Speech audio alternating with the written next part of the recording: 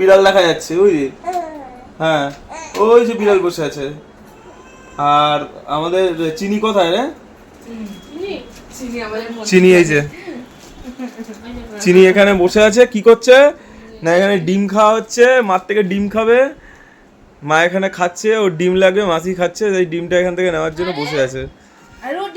কোনো হেলদোল নেই, বিড়াল ওখানে বসে আছে। আর এই যে চিনি এখানে কখন ডিম দেবে ভাই,